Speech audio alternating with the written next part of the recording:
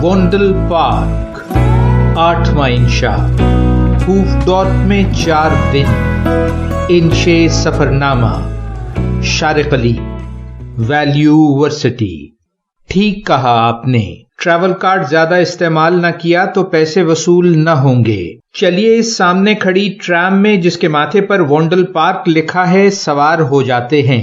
Amsterdam का सबसे बड़ा, मशहूर और खूबसूरत पार्क। यूं तो 8 लाख आबादी के इस शहर में 30 से ज्यादा पार्क हैं, लेकिन वोंडल पार्क अपनी मिसाल आप है।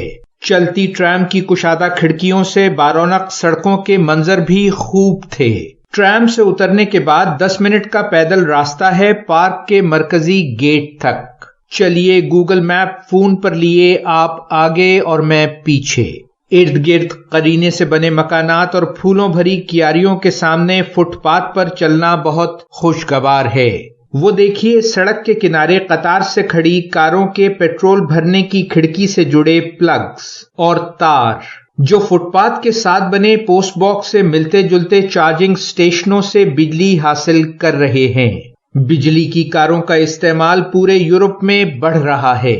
रात भर चार्ज होकर ये कई दिनों के इस्तेमाल के काबिल हो जाएंगी। न शोर न धुआं, कम खर्च, बालानशीन। लीजिए हम पार्क के मरकजी गेट तक पहुंच गए। लोहे के जंगले से बंधी साइकिलों की तादाद तो जरा देखिए। आज जैसी निखरी धूप निकली हो तो बहुत से लोग यहाँ का रुख करते हैं। ये जो खुश अंदाम और कम लिबास गोरी मेमे आपको इस पार्क में कसरत से नजर आ रही हैं और जिनमें आप लाशऊरी तौर पर जरूरत से ज्यादा दिलचस्पी ले रहे हैं, इनकी यहाँ आमद की वजह वल्लाह आप नहीं, सूरज है। ये हसीनाएं झील किनारे पार्क के सब्जाजार में धूप तले लेटकर जिल्द संवलाने के लिए यहाँ आई हैं। आप अपनी तवज्जो चहलकदमी करते या कुत्ते टहलाते बूढ़ों, जॉगिंग करते नौजवानों या सामने कैफे में चाय, कॉफी या मुस्लिम ममनू मशरूबात का गिलास थामे भांत भांत के सयाहों पर भी कर सकते हैं। छोटी सी मसनूई झील उबूर करते लकड़ी के तख्तों से बने पुल पर बिखरे बेशुमार पीले पत्तों का हुस्न तो जरा देखिए। जा बजा लगे खूबसूरत और नायाब दरख्तों का भी जवाब नहीं। वो देखिए पैदल गुजरगाहों के पास सुर्ख फूलों से ढकी दायरावार क्यारियों के बीच एक बड़ा सा संगी मुजस्सिमा। ये है जूस्ट वेंडन वोंडल। ये पार्क इसी के नाम से मंसूब है। पैदा तो वो सन 1587 में जर्मनी के शहर कूलोन में हुआ था, लेकिन मजहबी मुनाफरत का शिकार होकर उसके खानदान को हिजरत करके एम्स्टर्डम में मुस्तकिल आबाद होना पड़ा। उसके वालिद यहाँ हौजरी का कारोबार जमाने में कामयाब हो गए थे। वालिद की ख्वाहिश तो ये थी कि वो कारोबार में हाथ बटाए, लेकिन वो 9 उम्री ही से एम्स्टर्डम के शायरों और लिखारियों में उठने बैठने लगा। हल्के का नाम था व्हाइट लेवेंडर्स। यहाँ उसे बहुत से मायानाज लिखारियों से मिलने और उनसे सीखने का मौका मिला। फिर वो शायरी और ड्रामा नवीसी की सिमत चल निकला।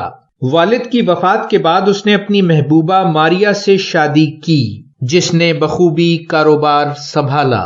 ये मोहब्बत और रफाकत 25 साल तक कायम रही। रोजमर्रा की जिम्मेदारियों से बेनियाज वो अपने फन की तरफ मुतवज्जे रहा। उसने जर्मन अदबपारों को वलंदेजी में तर्जुमा करके अदबी सलाहियत में इजाफा किया। पहला ड्रामा 1610 में लिखा, जो 2 साल बाद स्टेज हुआ।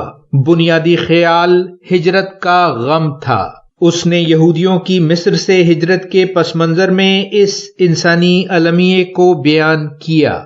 धीरे धीरे तहरीरों में साहिब इक्तदार तबके के खिलाफ बगावत का रंग गालिब आता चला गया। 1625 में एक बागियाना ड्रामा स्टेज किया तो बहुत सियासी हलचल मची और उसे रूपोश होना पड़ा। वो हॉलैंड बल्कि पूरे यूरोप में बागी लिखारी के तौर पर मशहूर हुआ। मुकदमा चला, लेकिन मेहरबान मजिस्ट्रेट ने सिर्फ माली जुर्माना आयद करके रिहा कर दिया।